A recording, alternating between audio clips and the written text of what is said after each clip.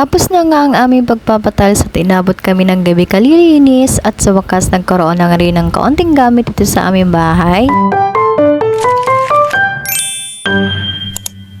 Hi mga kabashing, for today's video, i-share ko lamang sa inyo ang aming mga ganap sa aming dream house. At dahil nga bakasyon, tuloy-tuloy pa rin ang aming pagbabakasyon din sa aming dream house. Na-timing nga namin dahil kapag Mayo ay sunod-sunod yung piyesta dito sa bawat barangay ng Peñaranda. Syempre, bago ang lahat, kailangan namin ipa-maintenance itong aming mini service. Pinapalitan nga lang namin ito ng oil after 2 months. Kahit nga minsan na nga lang namin ito nagagamit, pero napakaliking tulong nito sa amin kapag umuwi kami dito. Lalo na ngayong bakasyon, siguradong gamit na gamit talaga ito. Pagkatapos nga yan ay tumingin na rin kami ng mga unang gamit na mabibili namin sa aming dream house. Yung mas pinakakailangan nga muna ang aming uunahin, itong washing at itong ref. Pinagpipilian pa nga namin dyan kung ano yung mas magandang brand ng refrigerator, yung ito bang LG o yung itong Sharp. Pero hindi naman nagkakalayo yung presyo ng dalawa. Kaya naman final decision yung brand na Sharp ang panalo. Pagkatapos nga yan ay nag-grocery na rin ako dyan ng aming magagamit sa aming dream house dahil nga matagal-tagal kami magbabakasyon. Subali pagdating nga namin sa bahay, hindi namin alam kung ano yung uunahin namin na lilinisan. Dahil nga katatapos lang ng aming pagpapatiles, grabe yung alikabok niya, buong paligid sa loob. Inuna ko na nga punasan yung bintana dito sa kwarto. At inabot na nga kami ng tanghali sa kalilinis, hindi pa tapos at kailangan ko na magluto ng aming pananghalian. Ang lulutuin ko nga pala itong nabili ko sa palengke na isda at magsisinabawang gulay lang ako na laswa. Meron na nga rin nga kaming nabiling Korean blinds para sa aming mga bintana kaya pinagkakabit na namin. Hindi na nga namin namalayan yung oras na nagpasa na nga kami sa tanghalian. Charan! Ito na yung aming master bedroom. Meron ng Korean blinds so gamit na lang ang kulang at kisame. Char. Inuna ko na nga linisin itong aming master bedroom para maiplipat namin yung mga gamit dito galing sa kabilang kwarto. So, dito naman tayo sa second room. Bale, itong dalawang kwarto nga lang yung napalagyan namin ng Korean blinds. Sa wakas, natapos na namin yung dalawang kwarto at dito na kami sa sala. Dahil nga sobrang sarap din ng hangin sa labas, ay nagsaglit muna kami na magpahangin dito at pahinga muna. Ang dami nga palang naliligaw na mga kambing dito sa labas ng aming bakod. Hindi namin alam kung kanino to. Kasi hinahayaan nila magpagala-gala yung mga kambing. Nung kinahapunan na nga